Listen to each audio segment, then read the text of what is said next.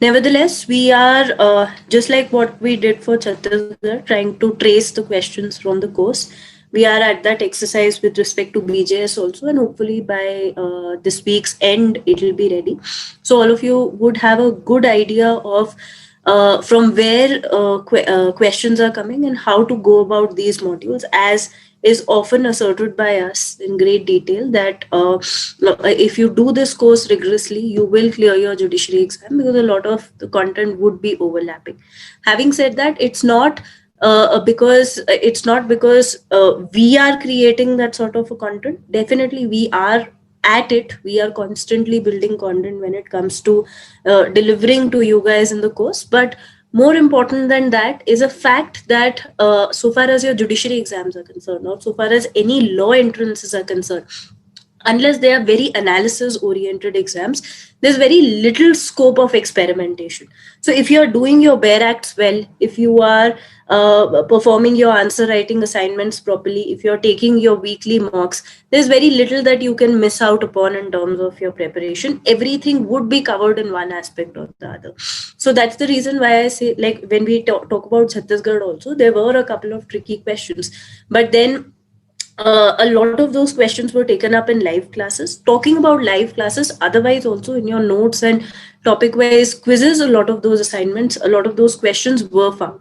So the point is that the material, when we talk about other exams, like when we talk about UPSC, or we are talking about CLAT, or now we are talking about CLAT LLM, or we are talking about CAT entrances, the MBA entrances, so on and so forth, there we use this term knowledge is infinite, that there is everything that you will cover, but still there will be some scope for doing more. There'll be scope for learning more. There'll be that no matter how well prepared you are, there'll still be a couple of questions which you would probably absolutely have no idea about.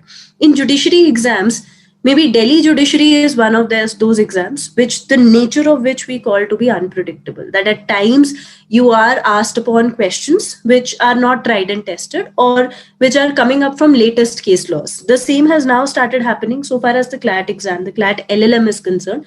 Earlier that was not the case. In SEBI, how they go about experimentation is that they will twist the language of the question as much as possible in terms of making it as tricky as possible. So usually the question papers have a mix of direct questions, indirect questions, and application based questions.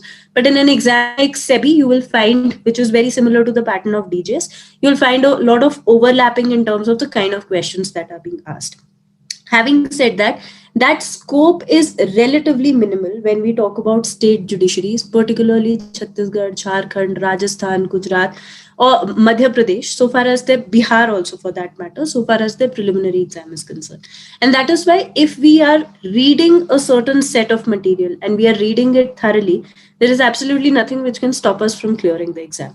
So if any one of you has any of those mental blocks, thinking ki मुझे थोड़ा और time देने दो, मैं इस साल नहीं अगले साल एग्जाम में अपेयर करूंगा या करूंगी, या मैं तब क्लियर कर लूंगी when I will sit, stop all those notions. If you are starting even from today itself, but you are following the course regularly, by which I mean that you're taking one mock per week, you're following the answer writing assignments, you are going with the topics that are going on in the live classes, and you're performing the topic wise quizzes, and maybe if you still are left with time, then you can take up a couple of shorter topics. So you can pick up, if your judiciary tests Arbitration and Conciliation Act, you could be picking up that, or Negotiable Instruments Act, or Specific Relief Act, we having live classes for. So you can pick up one of the shorter subjects. Having said that, a quick update: from 14th to 20th, we'll have 5 classes, 2 hours each of the Limitation Act, where we'll be covering Limitation Act for one batch once. So you guys are requested to be attending those classes. Anyone has any questions on the quick discussion I just had?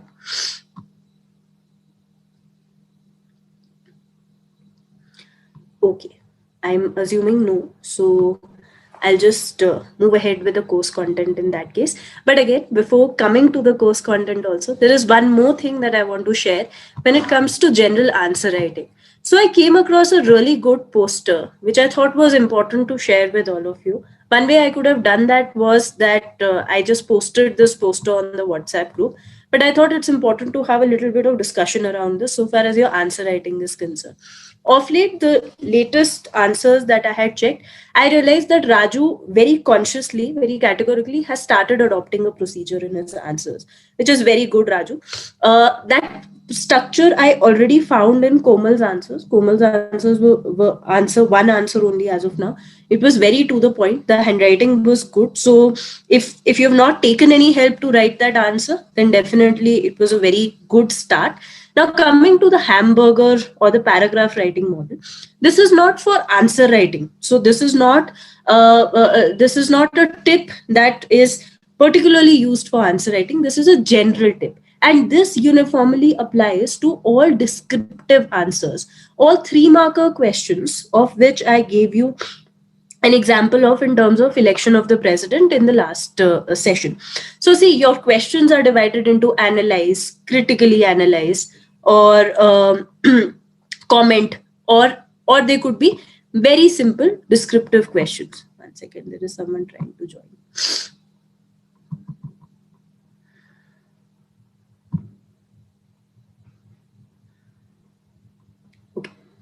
So your answers would always be divided into these parts. And that is why we say that there is a certain way to even practice answer writing for different state judiciaries.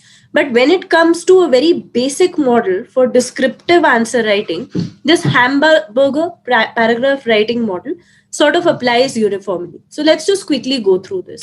It essentially tells you that in your introduction or in your basic topic of sentence, 1 or 2 sentences you have to define or you have to give a certain context with respect to your question.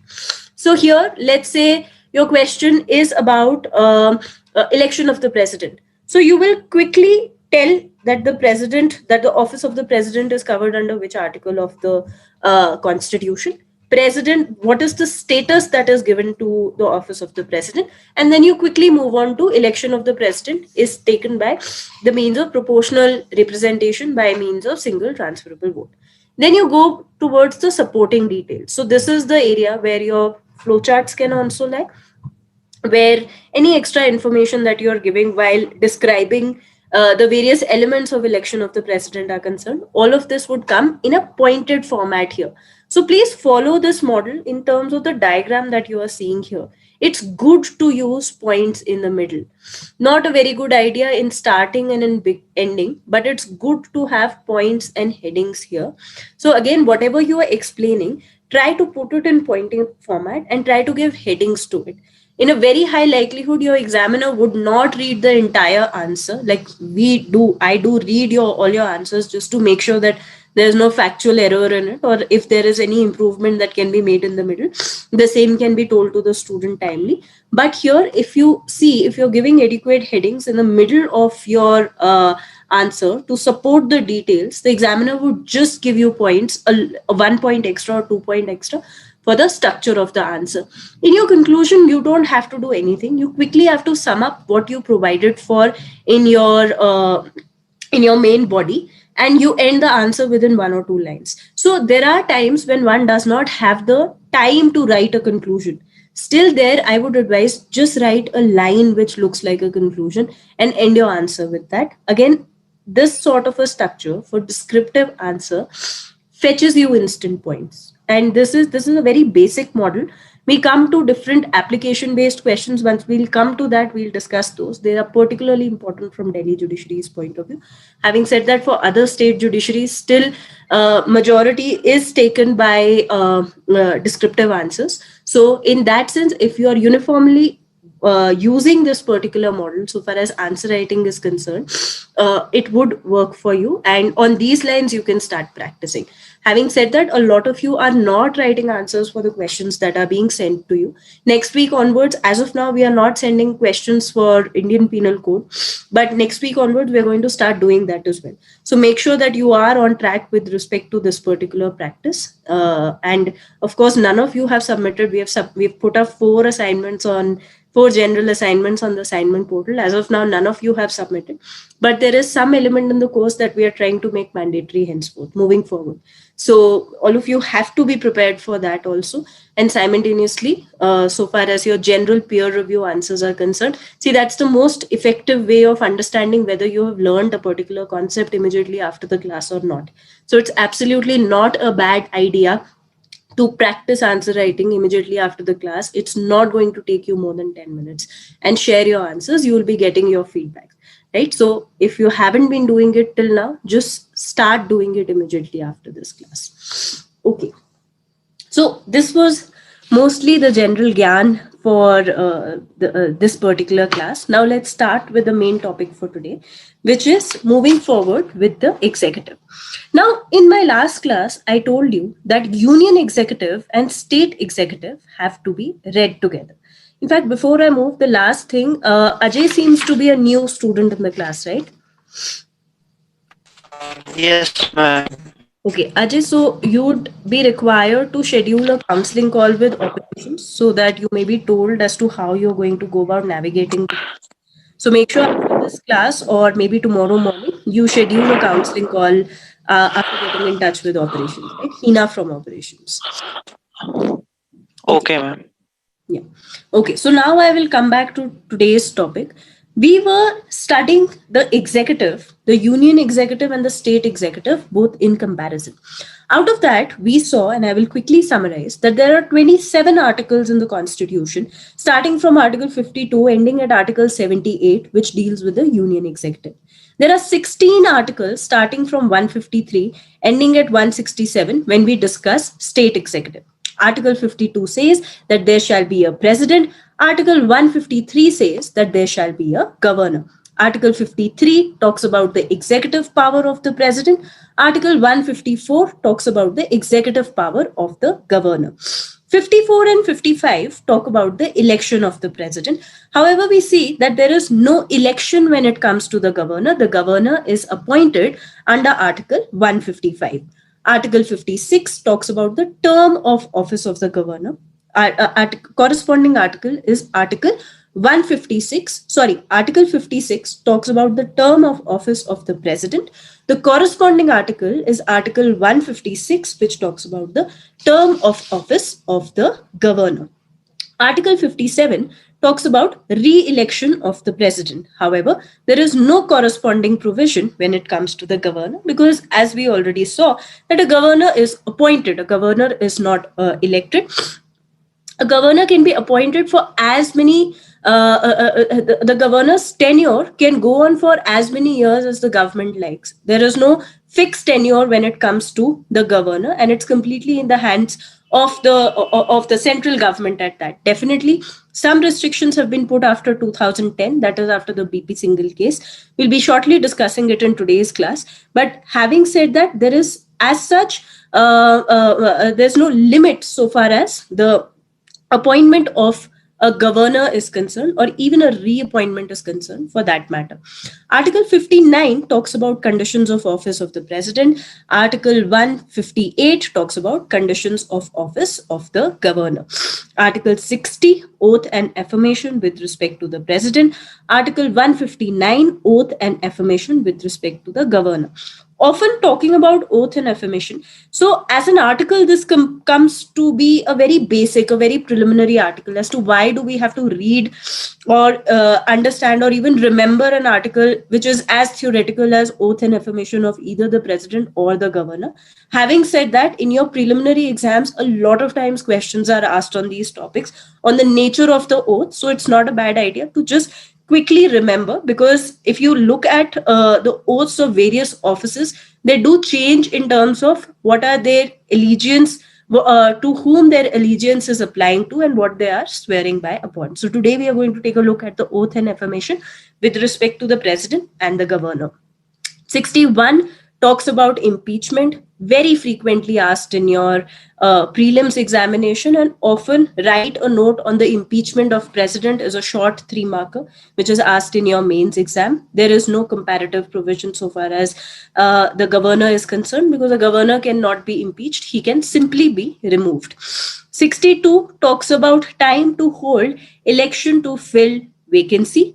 160 is the corresponding provision which tells you discharge of functions in case of contingencies. Then Article 72 talks about pardoning power of the president. The corresponding article is 161, that is pardoning power of the governor. Just to quickly reiterate the rest of the sections, articles, because there are a couple of students who are attending the class after a certain gap, and even a new student for that matter. I'll just repeat the rest of the articles. But the main objective in today's class is going to be that we understand articles 56 to 62 onwards, and with their parallel provisions. If time permits, we will discuss articles pertaining to the vice president also, for which there is no corresponding provision when it comes to the state executive. But pardoning power is going to take one class altogether. So today's class is majorly going to be centered around the provisions of the BEAR Act and understanding what kind of questions can be framed from these particular provisions, and how do we go about remembering these provisions, right? So today's class is particularly going to be important for prelims. Having said that, one provision which is relevant from your mains exam point of view is a 3-marker on write a note on impeachment of the president, right? So you can, that would be your question of peer review also in today's class. So you can be listening to this class on those lines accordingly. Article 73 talks about the extent of executive power of the union. Corresponding article is 162, which talks about extent of executive power of the state.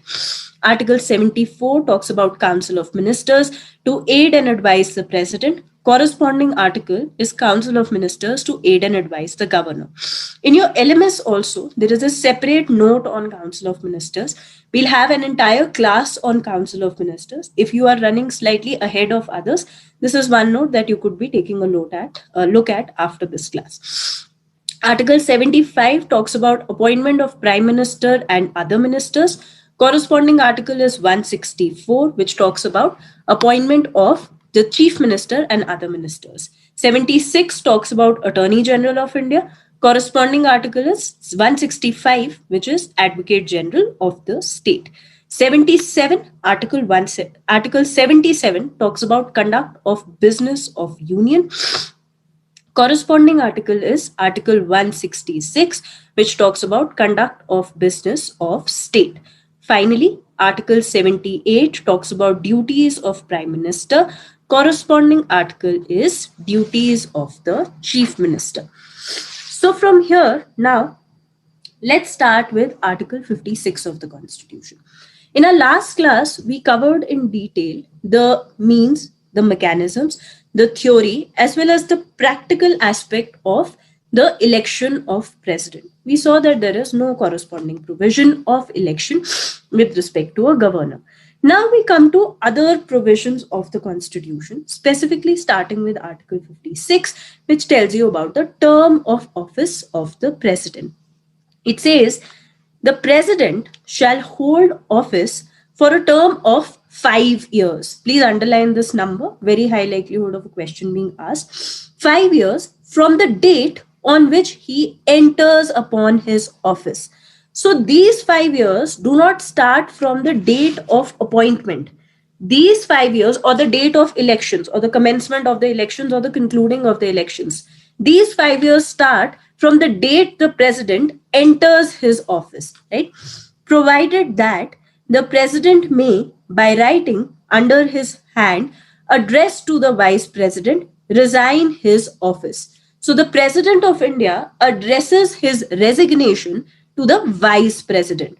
B, the president may, very important, for the violation of the Constitution, be removed from office by impeachment in manner provided in Article 61. So when you are writing a note also on impeachment of the president, this is the route that you have to show. That Article 56 of the Constitution of India provides for the term of the president.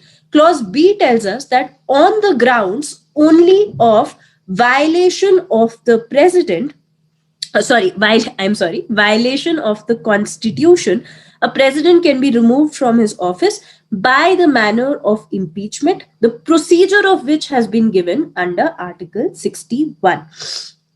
Clause C tells you the president shall, notwithstanding the expiration of his term, continue to hold office until his successor enters upon his office. So again, this is a continuing office. The office of the president is never vacant. So due to a certain unavailability of the president, it can so happen that the vice president immediately jumps into the shoes of the president. But this office as such is never kept vacant. And that is the reason as to why the old president will not go until and unless the new president has joined in his office.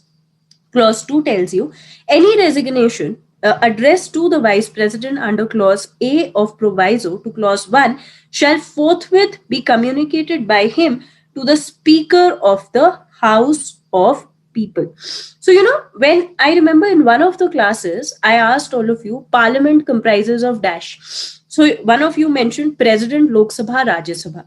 But nowhere is it written that the parliament comprises of President, Lok Sabha and Rajya Sabha in the constitution itself. This is that clause which tells you that the president is a constituent of the parliament. Because the mechanism in which this resignation also has to be adhered to is via the speaker. So only via the speaker can such a resignation go to the vice president.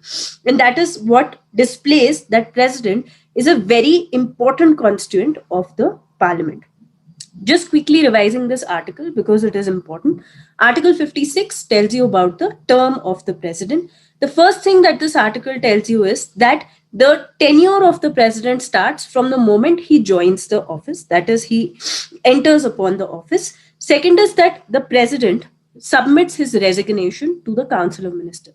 To the vice president. I'm mincing a lot of words today. I'm sorry for that. The president submits his resignation to the vice president. We see that in the constitution, a lot of offices submit their resignation to the president. However, the president's office is the one where resignation is submitted to the vice president. There is only one ground in the constitution which talks about the impeachment or removal of the president, and that ground is violation of the constitution. So there can be for other offices, so far as the removal is concerned, there can be a lot of other grounds. So for instance, for judges, there could be certain other grounds like not adhering to the principle of separation of powers, or you could say violation of constitution could be one principle, but usurping their power and authority. But the same has not been provided so far as the president is concerned. There's only one ground of removal of the president, or rather impeachment of the president, which is violation of the constitution. The entire constitution uses this word impeachment only with respect to the office of the president and no other office. Judges के लिए removal term use किया जाता है constitution के अंदर. जजेस inquiries act जो है वो यूज करती है इम्पीचमेंट का टर्म, बट कॉन्स्टिट्यूशन में ये टर्म इम्पीचमेंट सिर्फ और सिर्फ प्रेसिडेंट के लिए मेंशन किया जाता है. Then third is that again that it is a continuing office. So until and unless the new president comes and holds the position, the old president will not leave the position. And finally, the fact that president is a constituent of the parliament is reflected under clause 2 of Article 56. As I mentioned in the beginning of this class, these articles have to be read in conjunction with their state counterpart. So Article 56 has to be read with Article 156.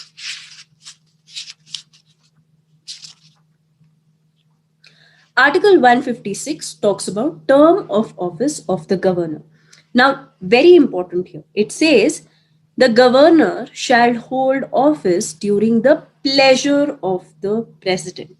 There's a doctrine of pleasure that we use in this context. The doctrine of pleasure is that a governor can be removed at any point of time with the discretion of the president. President here means Council of States, as we have already read it in conjunction with Article 74. So in this context, we see that a governor can be removed at any point of time by the pleasure of the president. This doctrine of pleasure particularly applies in context of the executive. So doctrine of pleasure also applies with respect to the civil servants, who are again a part of the state executive. But primarily, this term pleasure has been used in context of term of office of the governor. Second clause says the governor may, by writing under his hand addressed to the president, resign his office. So, as I told you, it is only the president who gives his resignation to the vice president. For all the other offices that you will find in the constitution, the resignation is either in a very limited manner given to the speaker, but in most of the cases has been tendered to the president. Then it says, third part says, subject to the foregoing provisions of this article, a governor shall hold office for a term of 5 years. Please underline this, again, very important, from the date on which he enters upon his office. So, again, it is not from the date of appointment. The 5 years start from the date of entering his office. Next is, provided that a governor shall, notwithstanding the expiration of his term, continue to hold office until his successor enters upon the office. Now, one thing is very important here. They have spoken about appointment. They have spoken about term of office of the governor. But do you want to quickly review the couple of the next few sections and tell me, is there any provision with respect to reappointment or the non-reappointment with respect to the office of a governor? Or can a governor be appointed as many times as the central government would want? Ma'am, I have a question. Hmm. In subclause 1, we read that it is at the pleasure of the president. And then in the third one, we said that the tenure is 5 years.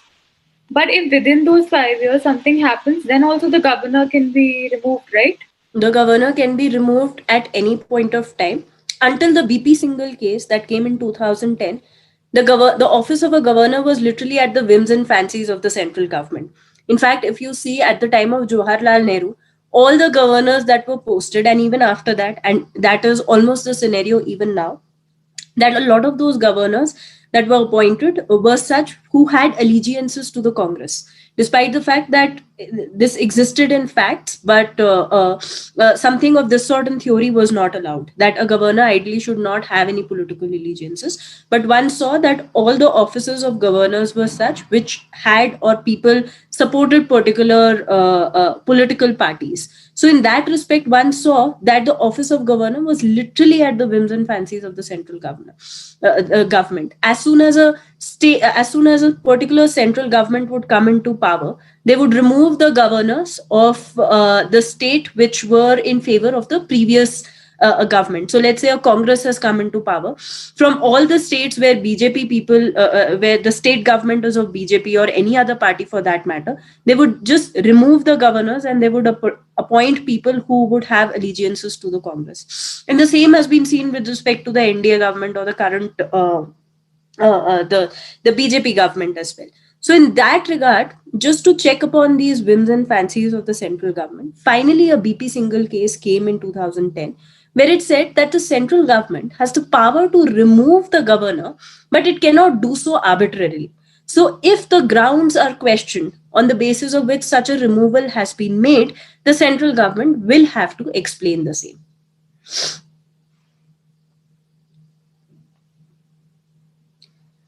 So we see here that so far as appointment of the governor is concerned, it has to be made under the hand and seal of the president. So far as term of office of the governor is concerned, it has been a term of 5 years has been provided. But no restriction on reappointment has been provided in the constitution. So theoretically speaking, a governor can actually be reappointed for as many times as the central government for as many times as the central government can has the discretion to do so and chooses to do the same, right? Or appoint the governor for the same. And what is the purpose of adding 5 years here? One tenure has to be for 5 years, right? So after 5 years, one tenure gets over. So it is only indicative. This article indicates that a governor should ideally be appointed for 5 years and not more than that. But it can also, this article can also be interpreted in a way that there is absolutely nothing in the Constitution of India which bars the reappointment of the governor, right? Here, had they concluded this article stating that such a governor cannot be reappointed, one could have said that after a tenure of 5 years, the governor is free from all his responsibilities with respect to his current position. But the same governor, if he is reappointed for the next 5 years again, the question applies, can that be done? So the fact that in the Constitution of India, there is no parallel provision which restricts the reappointment of the governor, we read it as a governor's tenure can be renewed or refreshed after the 5 years are over. So a governor can be reappointed. I hope I'm clear now. Yes, ma'am. Okay. Now let's come to Article 57 of the Constitution, which tells us about the eligibility of re-election. There is no corresponding provision. Yes, Monica?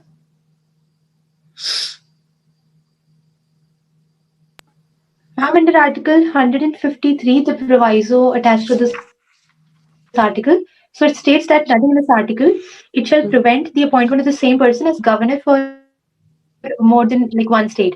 So यहाँ पे वैसे तो it makes sense कि the same person will not be a governor for two states at the same time. This has to be in different tenures, no? The same person can be a governor for different states, but not at the same time. You're reading the article wrong. Read it again. So I wanted to see. You're reading the article wrong. Just read the proviso. There shall be provided that nothing in this article prevent the appointment of the same person as governor for two or more states. So it's not saying that a governor cannot be a governor of more than one state. It is saying that a governor can be a governor of two or even more than two states. Yes, ma'am. My question was, this cannot be at the same time, no? Suppose the governor of Rajasthan will not be a governor of Bihar at the same time. No, he can. In the same tenure. This has to be in different tenures, no? Once he's... No, he can be. No. He can be in the same tenure, yes. Okay. Now let's come to Article 57, which is with respect to eligibility of re-election. He says, and this is with respect to the office of the president. Considering that we are doing a bit of to and fro here, just let me know if my speed is high. I will slow down. But let's come to eligibility for re-election in Article 57 with respect to the president. There is no corresponding provision with respect to the office of the governor because there is no election at the first place, so let alone re-election. It says a person who holds or has held office as president shall, subject to the other provisions of the Constitution, be eligible for re-election to that office. So we saw an APJ Abdul Kalam to be sitting for re-elections and being appointed for a second tenure. We saw that a lot of times other presidents have also fought for elections again, but the same repetition has not happened for other presidents apart from Dr. Rajendra Prasad, of course, who had 2 tenures as a president. So in this respect, Article 57 tells us that in case any other disability comes up, which we will understand when we come to the next article that talks about qualifications for election as president. Apart from any other disability that may arise, a person can be re-elected as a president for as many number of times and there is no limitation from it. And this is exactly the fact that when we correspondingly read the provision with respect to the governor, despite the fact that there is no particular clause that is mentioned with respect to the reappointment, we say that the tenure can be renewed because so far as the office of the president is concerned, which is a parallel provision with respect to the union executive to the state executive, we see that a president, that a person can be re-elected to the office of president as many number of times and there is absolutely no limitation on the same. Okay. Now let's come to Article 58, which talks about qualifications for election as a president. This article has to be read with Article 157 of the Constitution. Article 58 says, no person shall be eligible for election as a president unless he, A, is a citizen of India, B, has completed the age of 35 years, C, is qualified for election as a member of the House of People.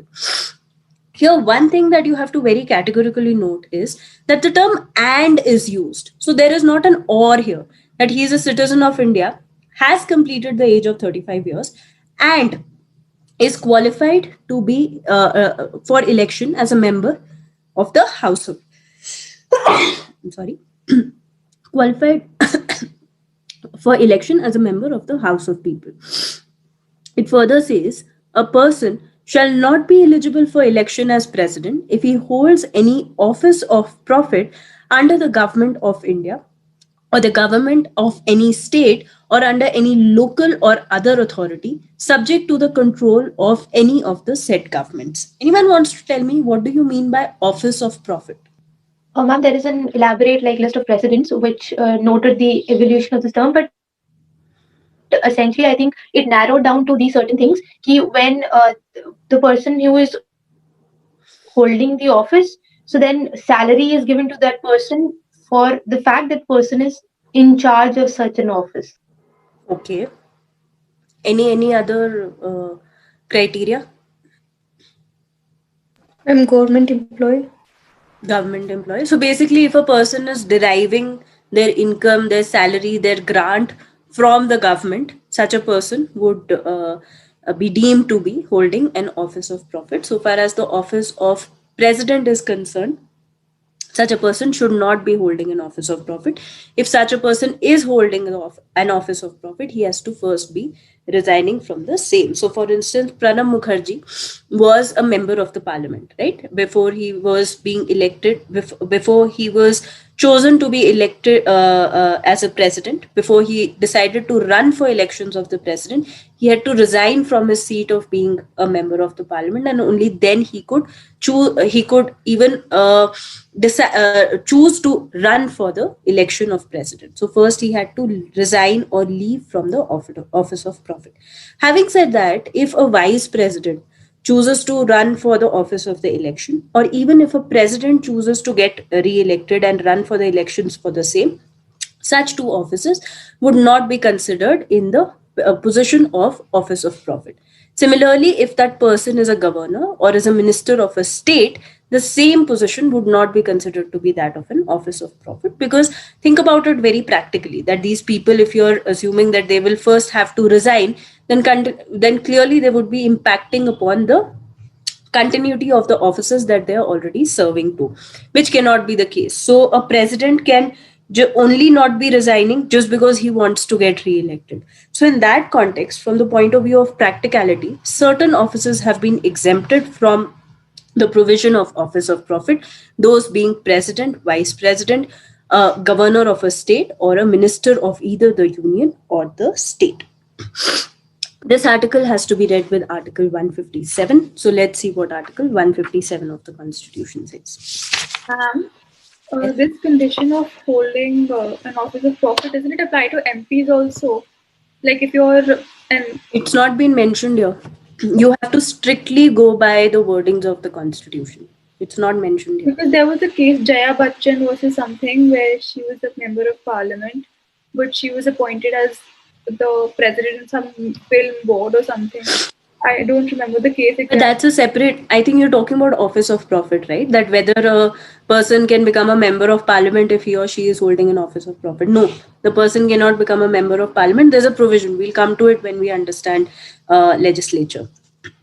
Okay, but before that, let's come to Article 157, which talks about qualification for appointment as a governor. It says, no person shall be eligible for appointment as governor unless he is a citizen of India and has completed 35 years of age. So just comparing the two articles, so far as governor is concerned, only two requirements have to be met. Citizen of India, completed the age of 35 years. But so far as qualification as election of a president is concerned, the person also has to be eligible for being elected as a member of the House of People. When we come and cover legislation in detail, we will see what are those conditions for people to become members of the House of People, that is the Lok Sabha. But for here, we have to just understand this, that so far as governor is concerned, two criteria have to be met. So far as president is concerned, three criteria have to be met. Yes, Shreyans? My question is that can a pension can be regarded as an office of profit, because we have seen that no. Thank you. Pension is not office of profit. Office of profit is more with respect to, the term is used with respect to an active profit or an active income that is coming from a certain institution. Okay. Now let's cover Article 59. The same has to be read with Article 158. Article 59 talks about conditions of a president's office. It says the president shall not be a member of either house of the parliament or of a house of legislature of any state, and if a member of either house of the parliament or of a house of legislature of any state be elected president, he shall deemed to have vacated his seat in that house on the date on which he enters upon his office as president. Though we have to read this particular clause with the explanation that has been mentioned with respect to Article 58. So, if a person is already a member of the House of Parliament, such a person ideally will have to be resigning before he or she sits for the election of the president at the first place itself. Having said that, just in case this, because this person would be, the income that this person would be deriving would be categorized under office of profit. But just as an extra caution, it has been mentioned here that if a person who is a member of any of the legislatures, let it be the union or the state legislature, in that case, if this person is elected as the president, he would have been deemed to have vacated his office, right? The president, clause 2 says, the president shall not hold any other office of profit. So the same thing. So basically 59 clause 1 has to be read with the explanation of 58 here. Clause 3 says, the president shall be entitled without payment of rent to use his official residences, and also entitled to such emoluments, allowances, and privileges as may be determined by Parliament by law, and until provision in that behalf is so made, such emoluments, allowances, and privileges as are specified in the second schedule. So you will find the salary of the president and what are the other extra privileges that are given to him under the second schedule. Let's quickly take a look at second schedule, but before that I'll just finish what clause 4 also here states. Clause 4 states, the emoluments and allowances of the president shall not be diminished during his term of office. So during a particular president's tenure, the emoluments cannot be diminished. But there is one exception to it. Anyone wants to tell me what is that exception? Emergency? Financial emergency. Not any other emergency, only financial emergency. Okay. Let's quickly come to schedule 2, because this is one of those schedules which we otherwise don't take a look at, but just to know what schedule 2 tells us about. The second schedule tells us about the salaries or the provisions with respect to the emoluments or the perks that are given to various offices. The first part itself tells you about the provisions as to president and the governors of the state. So basically the salary of the president and the governor of the state. When they had started with it, it was only 10,000 and 5,000 rupees respectively, but we now see that it has gone through a massive change. So the last information that I have with respect to it, and just check if your Bare Acts provide you with the current information, but as of now, including all the emoluments, the salary of a president is 1,50,000 rupees, which is inclusive of the other perks that are given to such a person. And yes, so it has been timely raised, and until 2006 the salary is 1,50,000 rupees. So far as the governor is concerned, his salary after 2006 has been raised to 1,10,000 rupees. I doubt there has been any change in it, but if you have your latest Bare Acts, just check if there's any change, because often a question can be asked in your prelims in respect to the same. Coming back, Salary of governor is 1,10,000. It's there in your Bare Act, second schedule. Second schedule, footnote 2 check karo. Can you find it? yes, ma'am. Okay. Now let's read Article 59 with Article 158. Article 158 tells you about conditions of a governor's office. It says the governor shall not be a member of either house of the parliament or of the house of a legislature of any state specified in the first schedule. And if a member of either house of the parliament or of a house of the legislature of any such state be appointed governor, he shall be deemed to have vacated his seat in that house on the date on which he enters upon his office as a governor. Second, the governor shall not hold any office of profit. Clause 3. The governor shall be entitled, without payment of rent, to use his official residences, and shall also be entitled to such emoluments, allowances, and privileges as may be determined by the Parliament by law, until the provision in that behalf is so made. Such emoluments, allowances, and privileges are specified in the second schedule. Basically, what this article tries to say is the third clause, which is similar both in Articles 59 and 158, is that the Parliament may by law can amend the second schedule. So for the old students, remember when we covered amendment of the Constitution, we realized that amendment of the Constitution can be made by three ways. One is under Article 368, one is by Parliament by law, and one is by Parliament following a simple procedure so far as making basic changes are concerned. Here we saw that so far as, under Article 368 itself. So Article 368 provides for two ways through which the Parliament can amend the Constitution. But apart from those two ways, the third way that has been provided to amend the Constitution is Parliament by law. So this is another example of how Parliament by law can amend the Constitution. And the same has not to be rooted through Article 368. So such a change has to be made in the second schedule accordingly. But we see that the 7th Constitutional Amendment Act, which also made a change to Article 153 by adding a proviso therein, has made a change in Article 158 also by adding Clause 3A. It says, when the same person is appointed as the governor of two or more states, the emoluments and allowances payable to the governor shall be allocated amongst the states in such proportion as the president may by order determine. So how this governor is going to be receiving his salary, which state is going to give how much proportion of this governor's salary has to be decided by the president.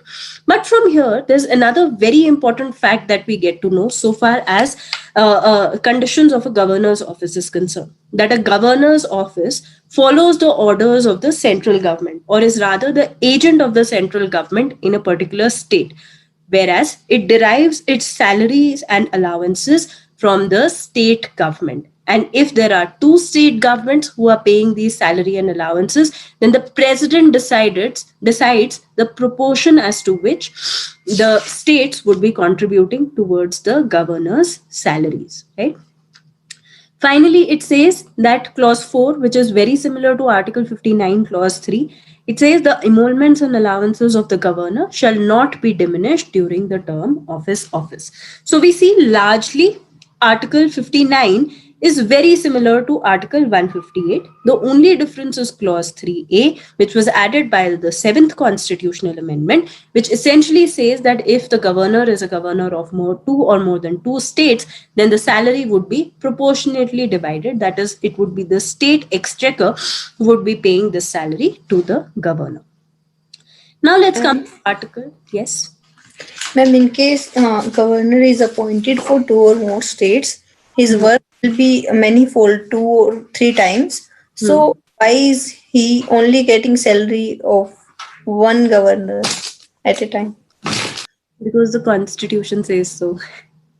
Because the Constitution in Schedule 2 has mentioned that number. And it's for the union government to decide whether a person should be a governor of two or more than two states. Think about it like that there are certain smaller states when it comes to territory and workload also.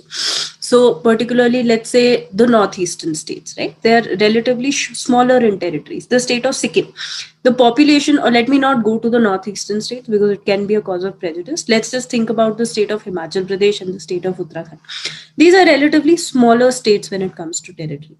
Their population is also relatively lesser because of the terrain of these states, that there are people in there are lesser populations in remoter regions.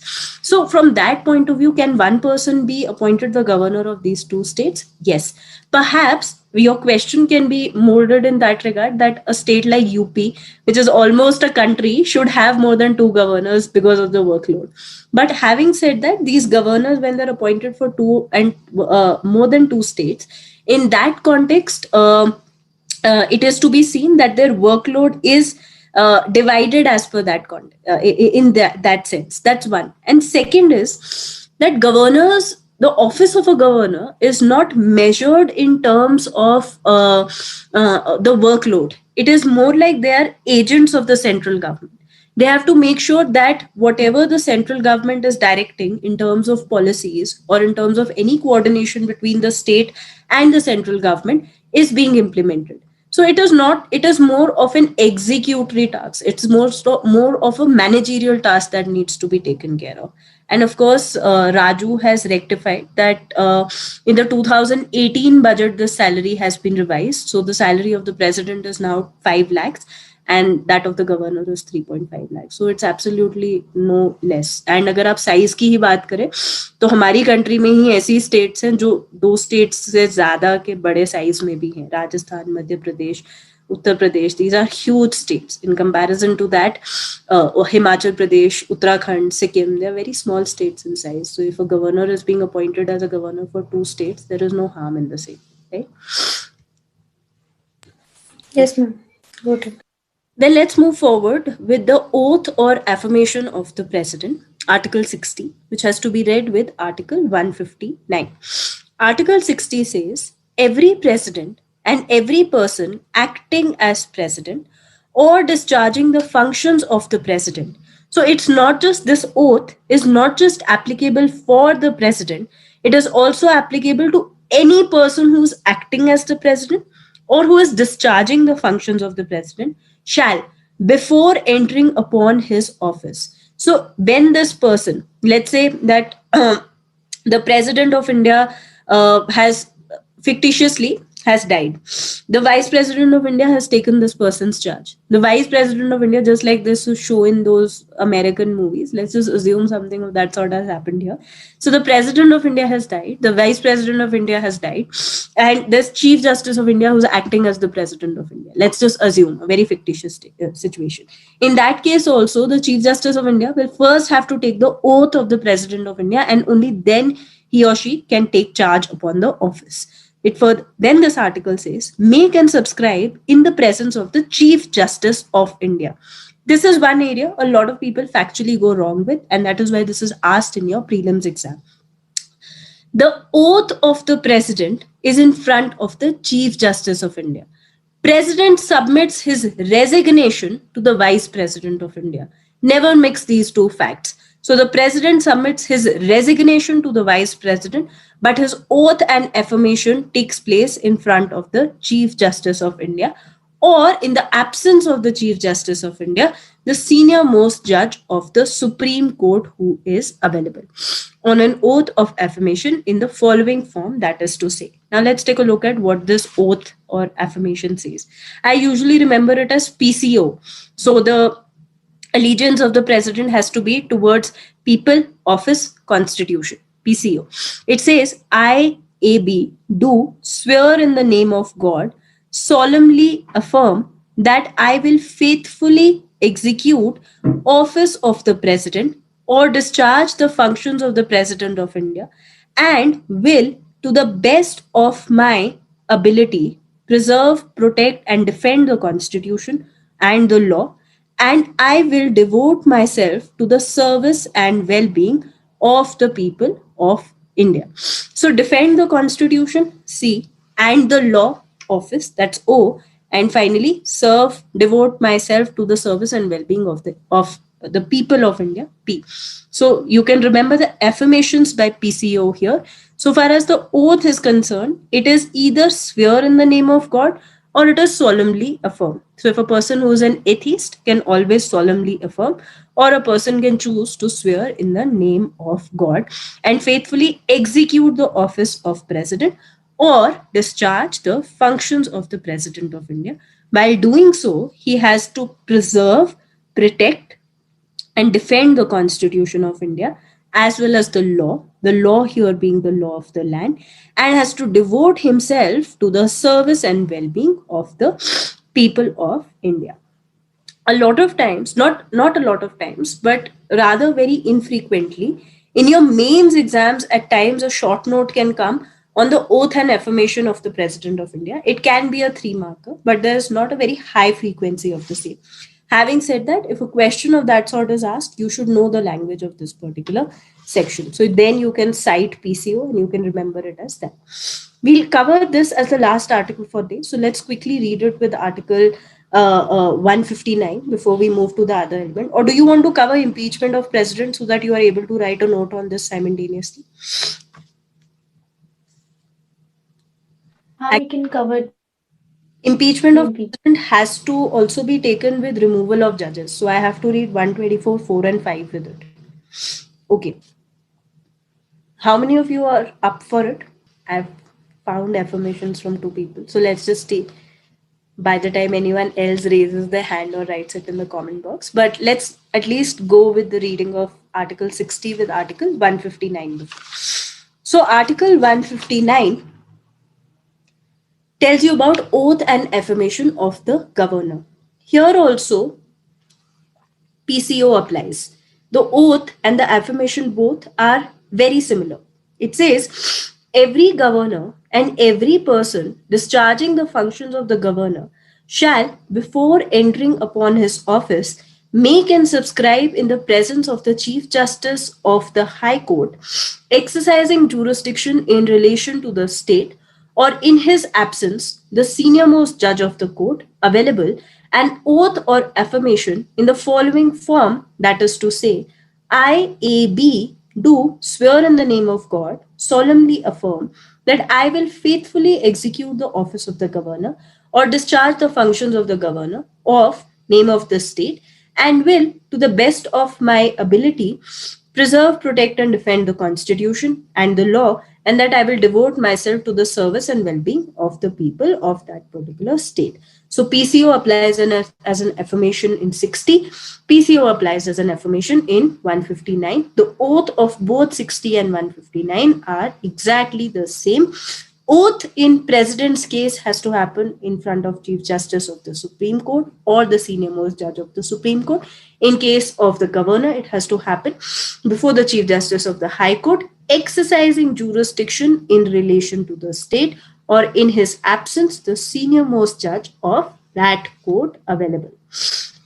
PCO is People, Constitution, Office. So the allegiance, when a person takes up the charge of a particular office, let that be of the president or the governor, his allegiance has to be first to protect, preserve, and defend the Constitution of India. Second has to be to the service and well-being of the state. And third has to be to uphold the law of the land. So we relate preserve, protect, and defend the Constitution as C, law of the land as O, and service to the people as P. Right? So it's just one of the shortcuts to remember what this article says. Okay, then let's quickly come to Article 61, since some of you have said that we can do it today. Article 61 is a very important article. A lot of times it is asked as a 3-marker. So election of the president, impeachment of the president, दो ऐसे areas हैं जहाँ पर भी mains आपको descriptive exams में आता है, वहाँ पर इसे टेस्ट किया जा सकता है. It says procedure for impeachment of the president. Can you give me an example? We have already read it in Article 56 that a president can be impeached or can be removed for the violation of the Constitution. Can you tell me that what do you mean by violating the Constitution? When can a president violate the Constitution? So when we with respect to the judges, there can be ample instances that they have started to create laws or they are not adhering to their primary role of interpretation of the Constitution, and hence they are not adhering to the principle of separation of powers. There can be multiple reasons for the removal of a judge, or the judge is corrupt for that matter. But when does a president violate the Constitution? Ma'am, when the president is not adhering to the advice given by the Council of Ministers. Good. So this is the ground that we say that a president has violated the principles of the Constitution. The office of the president as such is so supreme, is so prime, or is considered to be so pure and pristine कि हम corruption के charges नहीं लगाते हैं office of the president पे. पर अगर एक वायलेट करता है प्रेसिडेंट कॉन्स्टिट्यूशन के प्रोविजंस को, प्राइमरीली आर्टिकल 74 को, तो इम्पीचमेंट प्रोसीडिंग्स शुरू की जा सकती है. ये हमें बताया आर्टिकल 56 ने. आर्टिकल 61 हमें बताता है procedure for the impeachment of the president. It says when a president is to be impeached for the violation of the constitution, the charge shall be preferred by either house of the parliament. So that means the parliament will decide whether the president has violated the constitution or not. The charge has to be preferred by either house, that is either the Lok Sabha or the Rajya Sabha. Clause 2 says, no such charge shall be preferred unless A. The proposal to prefer such charge is contained in a resolution which has been moved after at least 14 days, notice in writing signed by not less than 1/4 of the total members of the House. Of the House has been given.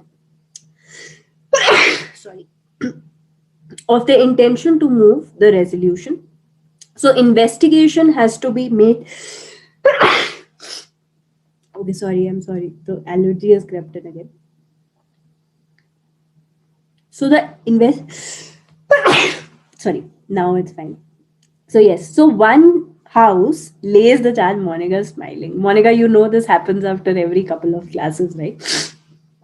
Okay, so one house has to make the charge. The other house has to make the investigation. I'll just quickly complete this article and I'll take this up again in the next class. So you'll have some fodder to write, but we'll compare it with 124, 4 and 5 in the next class. But just completing where I left last, either house of the parliament takes up the charge, the other house investigates. It says, clause B says, such resolution has been passed by a majority of not less than 2/3 of total membership of the House. So this charge is laid by a simple majority. But nevertheless, this simple majority has been added as a caution that needs to be followed, because just imposing a charge of impeachment of the president is not a small thing. President being the highest office in this country and even the highest office when it comes to the Constitution of India. Clause 3 says, when a charge has been so preferred by either house of the parliament, the other house shall investigate the charge or cause the charge to be investigated, and the president shall have the right to appear and represented at such investigation. The president has a right to appear. This is very important. Again, it's asked in your prelims. The president, in order to defend while his investigation is undergoing, he has the right to appear. He also has a right to be represented. Anyone wants to tell me who represents the president in such cases, if a case like that so arises? Attorney General. Advocate General. Yes, Attorney General. I've been mincing a lot of words today. The Attorney General represents the president. So it's not like the president can be represented by any lawyer of his choice. No, the president has to be represented by the Attorney General, who is the attorney for the executive. Clause 4 says, if as a result of the investigation, a resolution is passed by a majority of not less than 2/3 membership of the House by which the charge was investigated or caused to be investigated, declaring that the charge preferred against the president has been sustained, such resolution shall have the effect of removing the president from his office as from the date on which such resolution is so passed. I used the wrong word so far as clause B is also concerned, that 2/3 majority is of the total membership of the House. So it's not simple majority, it's special majority. Same as in clause 4, that so far as the result of investigation is also concerned, the same has to be passed by a special majority under clause 4. And if via a special majority, such investigation is approved, then the president is impeached. I'll finish this article. Then we read this article with Article 156 before we read it with 124, 4 and 5. Article 156, which can possibly be a corresponding provision so far as the office of the governor is concerned, just very simply tells you that a governor can be removed by the pleasure of the president. So there is no concept of impeachment so far as the office of the governor is concerned. The governor can simply be removed. Having said that, after the BP Singhal case, it has been said that a governor cannot be removed arbitrarily. So if a governor has to be removed, then you have to give certain grounds proving that the removal of the governor is not arbitrary, if so challenged. Then we read impeachment of the president with removal of the judges. So let's come to Article 124, Clause 4 and 5.